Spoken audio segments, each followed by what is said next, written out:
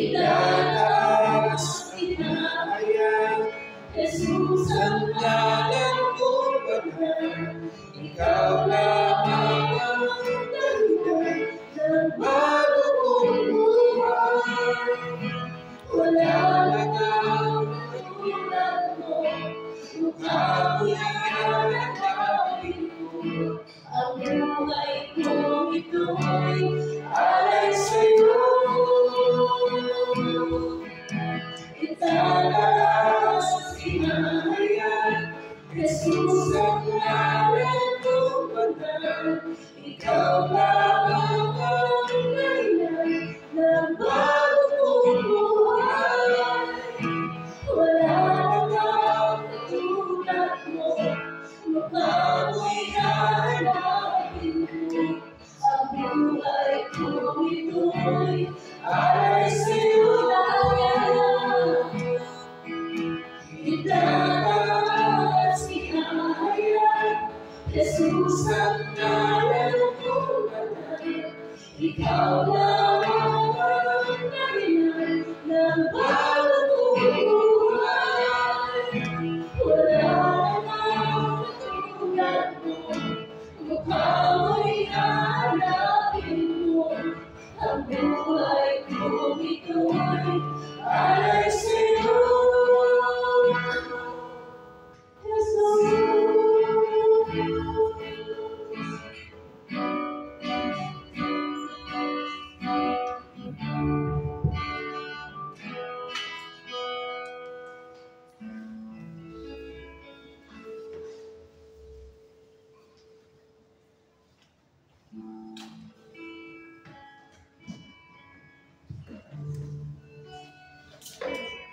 Siya po, Panginoon, ikaw ang aming Panginoon, ikaw ang aming Diyos. Ikaw po, Panginoon, ikaw ang nagbigay sa amin bagong buhay, Panginoon. Buhay, Panginoon, may kapatawaran, buhay, may pag-asa, buhay ng matagyan, buhay ng pamilyahan, ng bayan, ng Espiritu. Bagong buhay, Panginoon, mula sa kaluhingan, mula sa hindi mo pag-ibig, wala, hindi makanak sa pamamagitan ng iyong anak ng Jesus. Salamat po, Panginoon. Patuloy ka, Lord, mahayag sa aming mga buhay. Patuloy ka magpakahayag, Panginoon, mula sa iyong mga salita. Ikaw, Lord, kami, Panginoon, ay malapit. Kailangan kong magkakaroon, gawin na po ito kung nagpasuka at makatamnan ng iyong mga salita. At imunga sa aming buhay at ibigay ng pagyan sa inyong pangalan. Dahil nagkakakuwala ang buhay ito, magiging mga namin sa buhay, hindi namin pagiging sa buhay sa ito. Salamat po maraming, magiging namin, at iya, sa maraming salamat sa pangalan ng Jesus. Lord.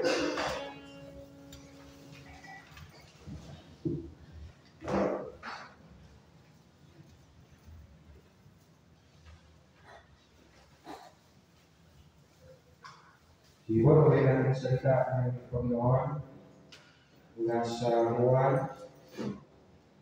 Kabanata 2.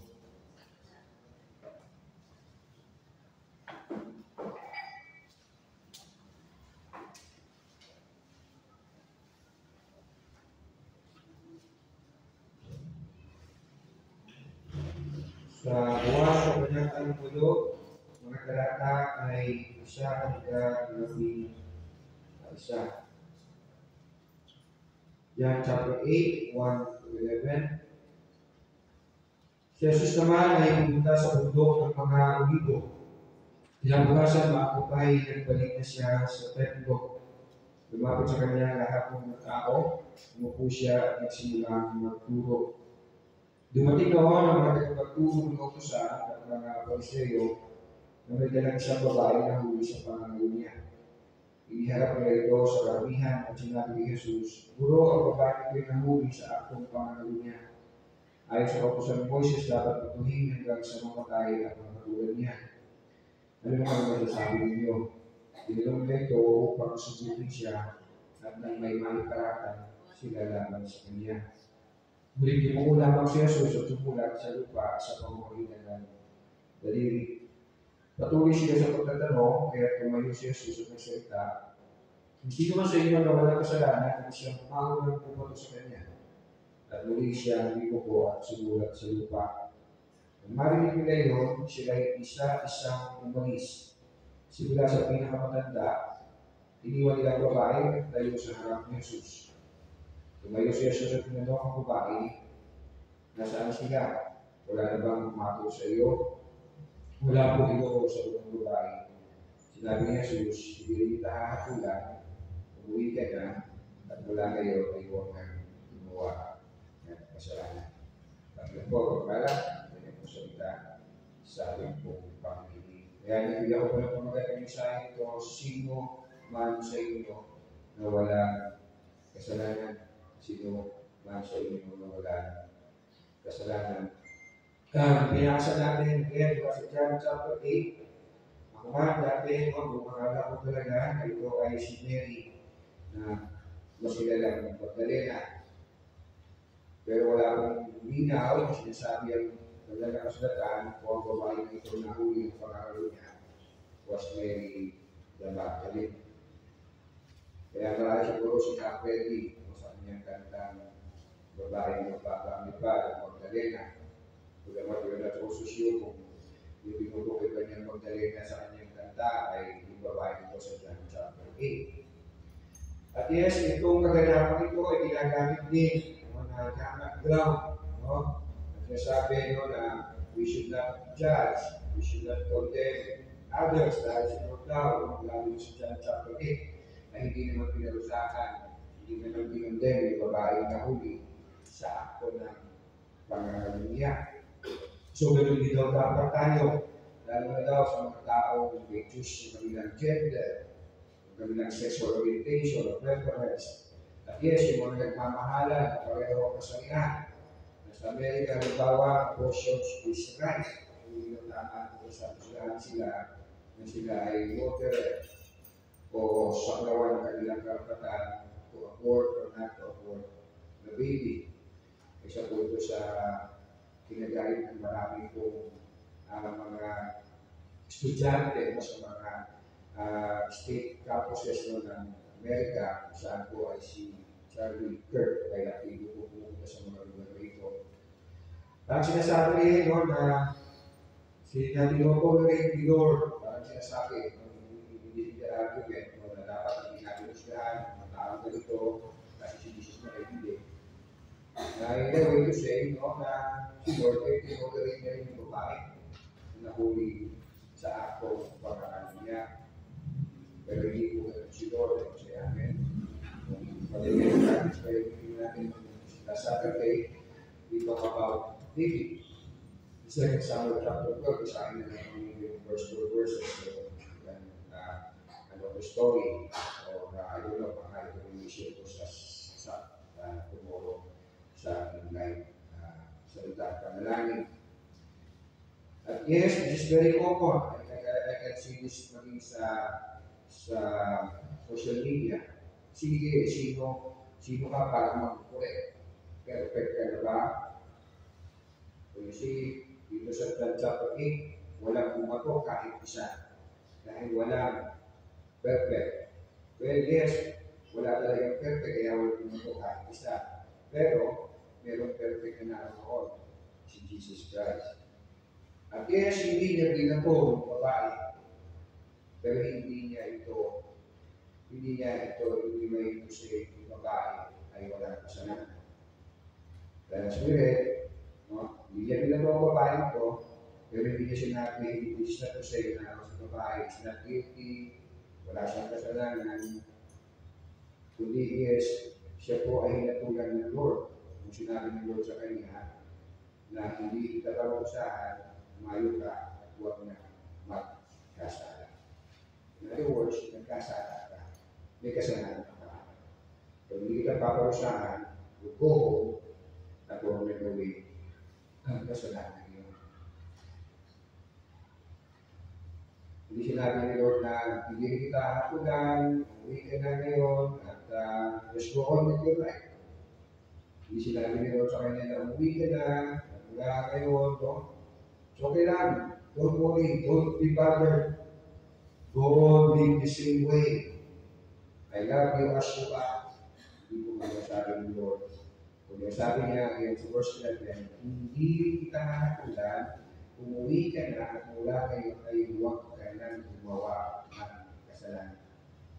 Nagawin ko siya, nagkasala ka niya, so hindi ka papasahan, you go at huwag na magkasala or stop sinning.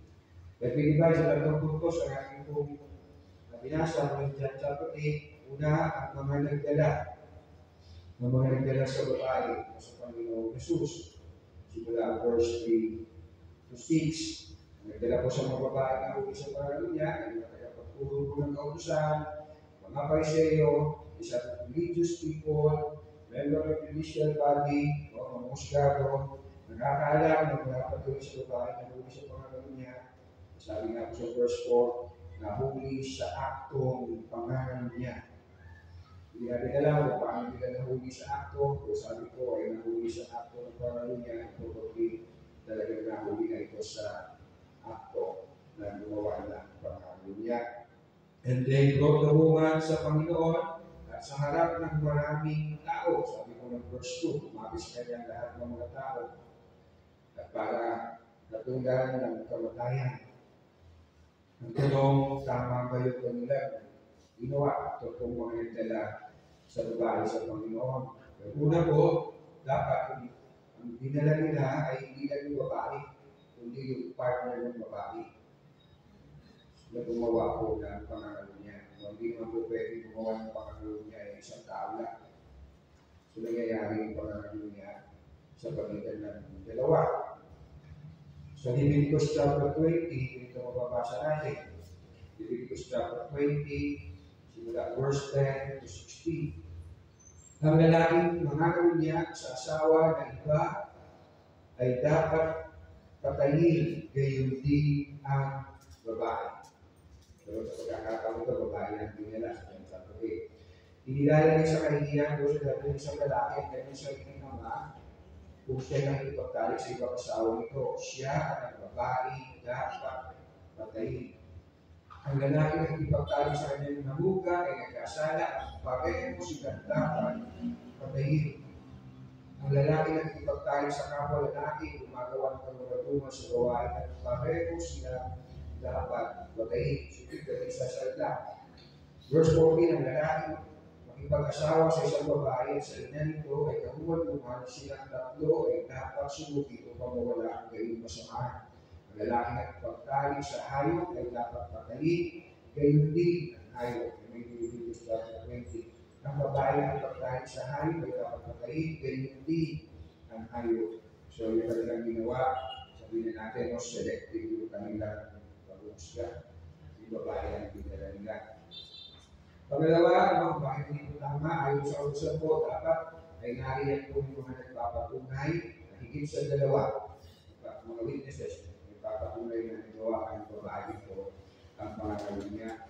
At pangatlo po, pinahayag po ni John sa mulat po ng gospel na anong layunin po ng mga Pharisees and Scribes na dinala po nila ang babae po sa Panginoon. Sabi po sa verse 6, itinanong nila ito upang subukin siya at nang may maiparatan sila laban sa kanya. So, basta pinitira intention no, ay isip ng justice, hindi meron sila gustong gawin sa Panginoong Jesus.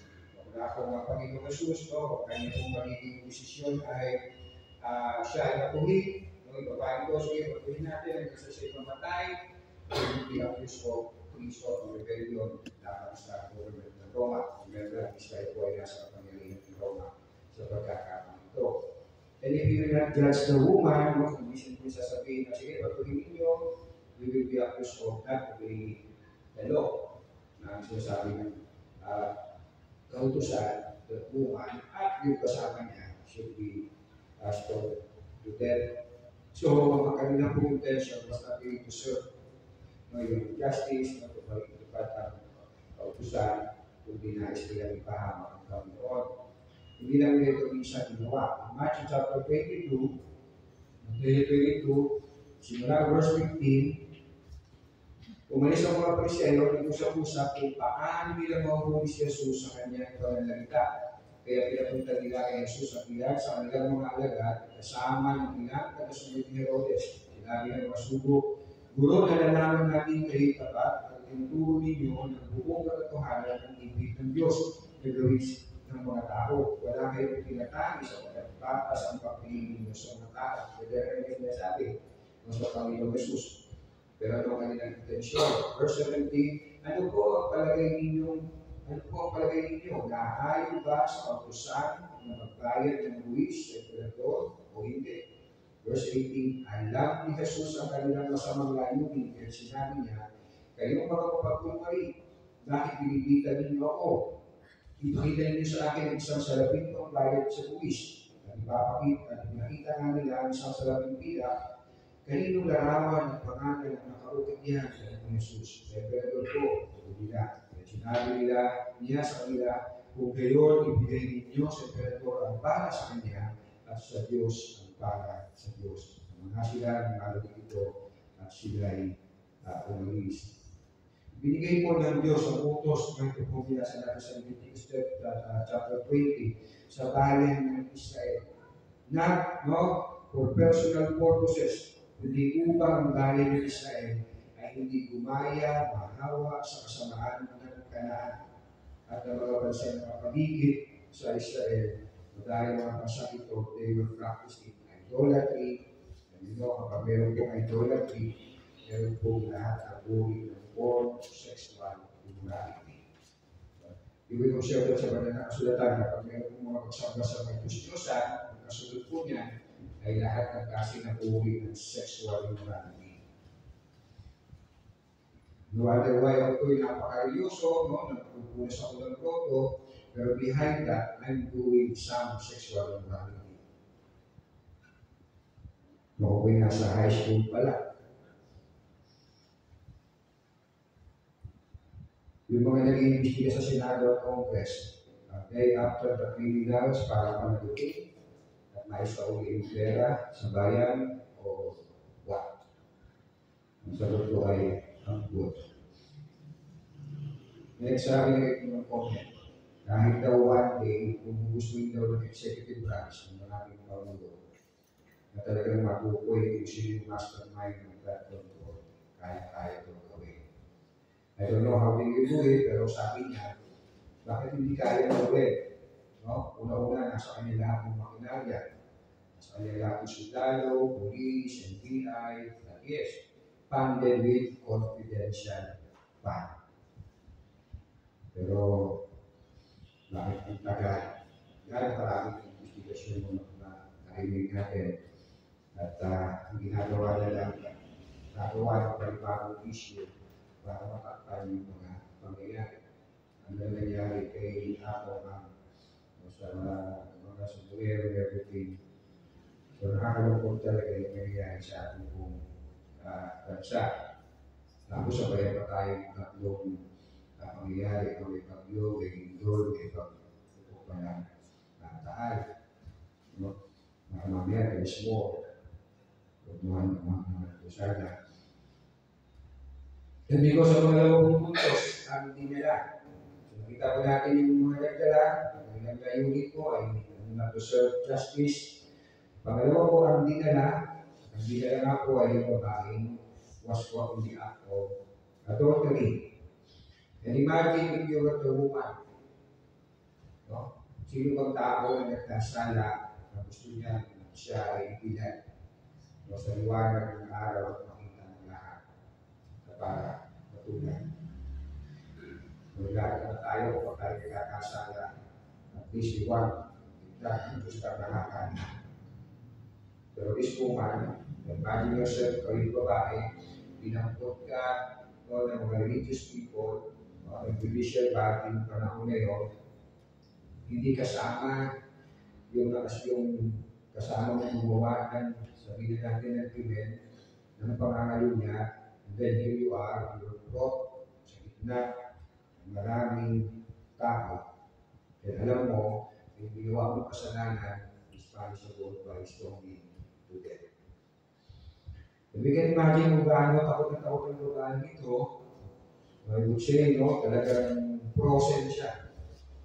No, hindi naligas, talagang hindi siya halos makagalaw siguro sa sobrang niyang takot na she was just there standing, no, sa harapan ng Panginoong Jesus.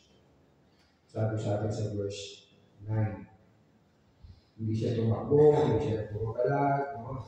She didn't try to escape, she was just there. No, sa harapan ng Panginoong Jesus, sa harapan ng Panginoong Jesus, around them, crowd, ang daming tao.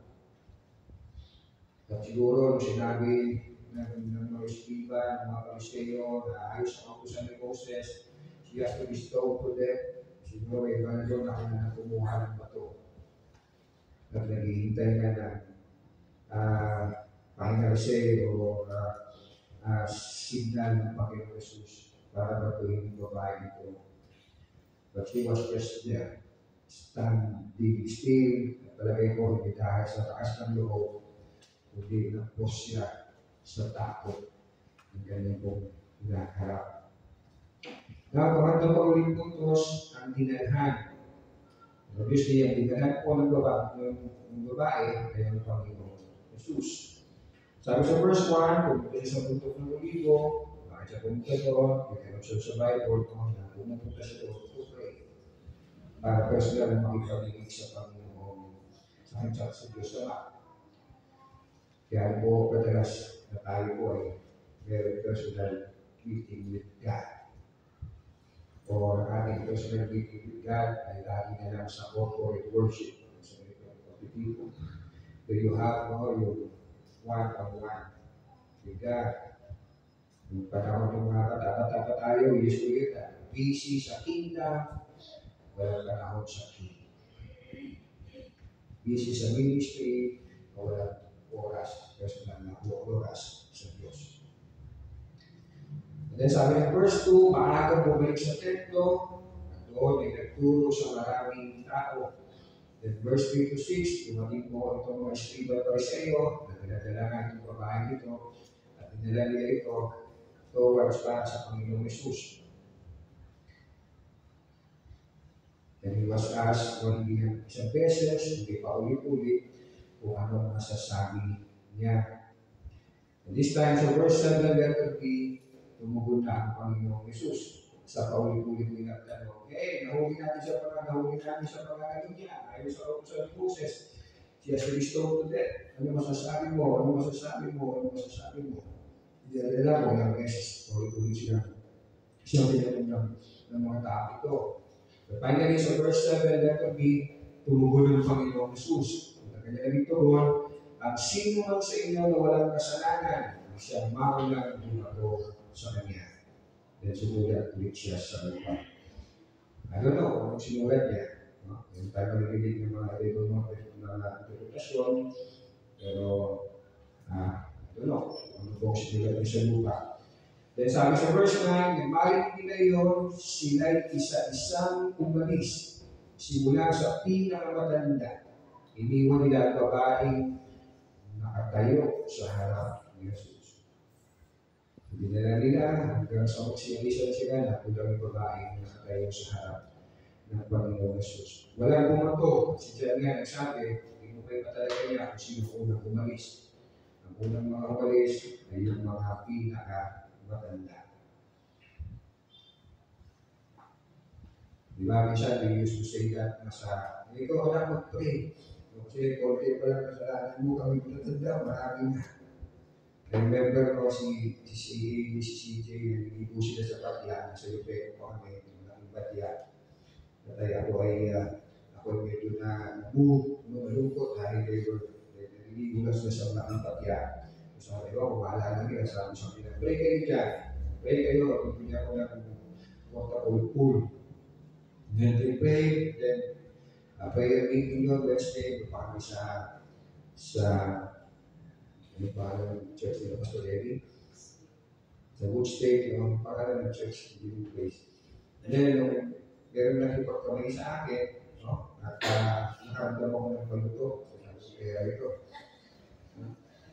At ako po talaga, noong pamata, ever since talaga, nung ako'y nag-asawa, ay surrender ko sa asawa ko.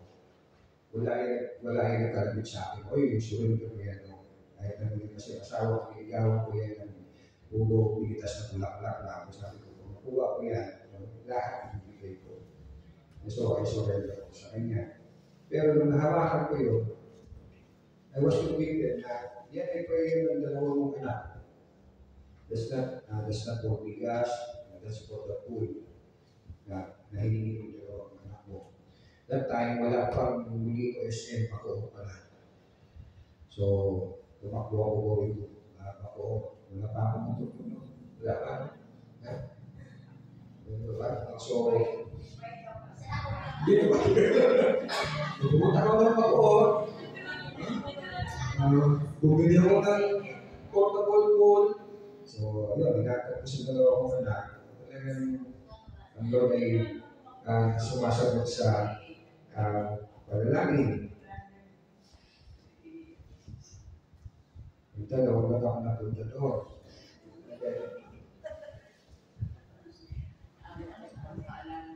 Sinalala lang.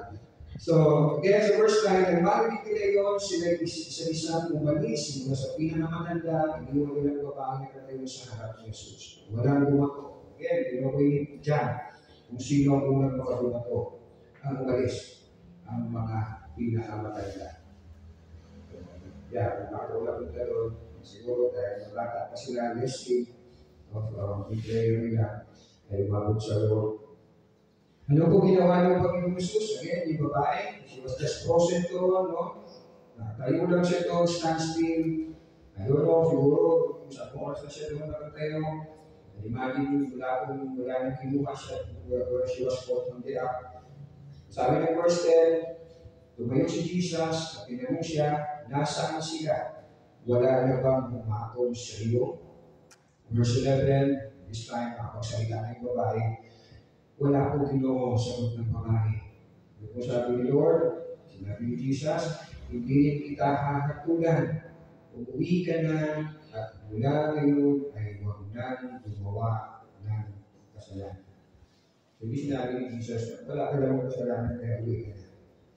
So, sinabi ni Jesus, hindi kita hahatulan, umuwi ka na mula ngayon ay huwag ka nang gumawa ng kasalanan. How this sounds like, sinabihan ko ng Panginoong Jesus sa John chapter 5, yung pinagaling niya na huwag di makalala for 38 years.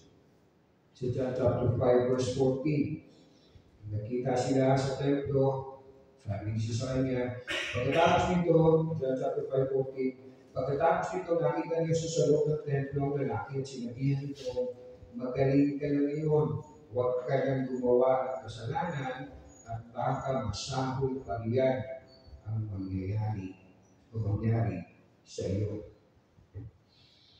Dahil ang ganito na rin po akong nakita, no? Na mga taong nakadanas sa cancer prayer, bumaling sa sakit, na imbis na sumunod sa Lord, ay lumayo. Kaya hindi po ibig sabihin po na nakakasagot, nakakalalis po sa sagot ng prayer, it tells very spiritual siya, very close sa Lord, good standing siya sa Lord. Again, remember yung siyang nakitong no? Sa po yung pinagaling, pero yung siyang hindi bumalik. So it doesn't always mean, no, na wow, para laging lahat ng prayer niya sinasagutan. Diba? Kay Lord yan. Hindi ko laging gano'n. At yes, again, sino nga bang hindi kailangan, hindi nangangailangan na pagsisisi? Mati lang yung mga Kristiyano, magpapahay ka sila Kristiyano, dahil nag-pray sila ng pagtanggap sa Panginoon, nagpabaptize, yes, nag-church, pero hindi mo makitaan ang tunay na pagsisisi. Dahil walang tunay na pagbabago ng kanilang buhay. Remember yung testimony ni Carl. Si Carl, maraming tayo ang Carl, diba? Testimony ni Carl, diba? Isang church siya, may hangover pa. Nagkakaroon nagkaroon talaga siya ng tunay na pagbabago ng buhay. Not just because mahiya na lang. Sawa kami kanino, pag-i-finish kaya na. Pero sino mo nakipag-isa? Yes, hindi perfecto, but really change. May tunay na pagbabago. Dahil meron tunay na pagsisisi sa kanyang kasalanan. But yes, you can see lalo na mga kabataan talagang aktibo sa church. Pero you cannot really see their lives na mayroong tunay na pagsisisi. Dahil wala tunay na pagbabago. Last verse I want to read in Luke chapter 13 and as I ask na sino na ang ginagailangan ng pagsisisi. Sinulat ko lang po dito, tinay ko lang ay verse 5, pero let me read po simula verse 1 ng Luke chapter 13. Dumating doon ang ilang tao at ibinalita kay Jesus na ipinapatay ni Pilato ang ilang mga taga-Galilea habang may pinaghahandog sa Diyos. Sinabi niya sa kanila, akala ba ninyo dahil sa sinabi nila niyon, higit silang masama kasi sa ibang mga taga-Galilea kasi kagi yung nag-worship sila sa Panginoon. In their worship sa Lord, pinatay po sila. Pinapatay po sila ng Pilato. So parang tinatingin, nandun sila sa church, nag-worship sila, hindi sila niligtas ni Lord. No, siguro hindi nga sila sa Lord. Siguro dahil kasalanan sila. Pero sabi ni Jesus, sinabi niya sa kanila, akala ba ninyo dahil sa sinabi nila niyo, hindi silang masama kaysa sa ibang mga taga-Galilea? Hindi. Kung sinasabi ko sa inyo, malibang magsisi kayo talikuran ng inyong mga kasalanan, mapapahamak niyo kayong tulad nila. At ang 18 namatay ng nabagsakan ng toro sa Siloes, akala ba ninyo higit silang makasalanan kaysa sa ibang naninigaan sa Jerusalem? Hindi. Kung sinasabi ko sa inyo, malibang magsisi kayo talikuran ng inyong mga kasalanan, mapapahamak din kayo tulad nila. Hindi ba kami sa ganun thinking ng mga tao? Bawa, ito nangyari sa Cebu. Yun, nahulugan, pamilya nila, nagdandamatay, kami kompleto. Oh, wow, kami talaga sa loob. Sila sila namatay. Then we check their lives, sila talaga naman ng Buddha, ng ganito, ng ganyan. Then you check the lives ng mga tao na yung damatan, they were full-fledged Christian. So hindi po yung kamatayan nila, kung paano sila namatay, would tell us na sila ay Christian o hindi. Pero tanong nga, sino ang hindi na kailangan ng pagsisisi? Hindi po tayo pinangyayari.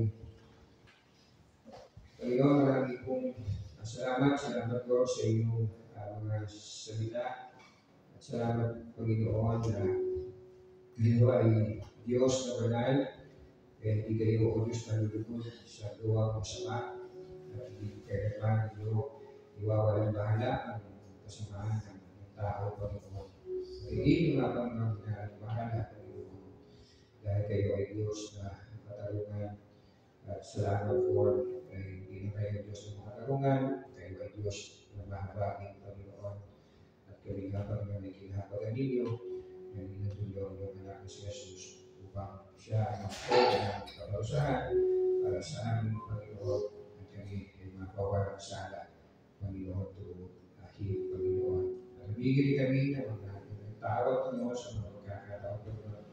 Dahil kayo kakasala sa inyong Panginoon. Opo Panginoon sa babae at ibay na yung sa Espiritu, ibay ko na rin kami sa pagsisisi, nag-receive Panginoon, at patuloy namin makita, panghawakan Panginoon, kami pong biyaya Panginoon. Salamat dahil opo Panginoon, sabi mo nga po sa salita sa unang buwan, dalawa, kami kakasala, pero kami tagapamagitan sa inyo Panginoon, yung iba yung anak ni Jesus namin Panginoon. Salamat po, Diyos. Ito po, is not to give us presence of God to live in the city, Panginoon. Sapagkat bigay yung anak ni Jesus upang kami iligtas sa aking kasalanan, upang kami bigyan ng bagong buhay. Buhay, Panginoon, na sumusunod sa iyong kalooban. Salamat po na marami kayo magpala sa mga salita nito sa aming mga buhay. At mamunga, Panginoon, at bigay ka ng sa inyo. Very great.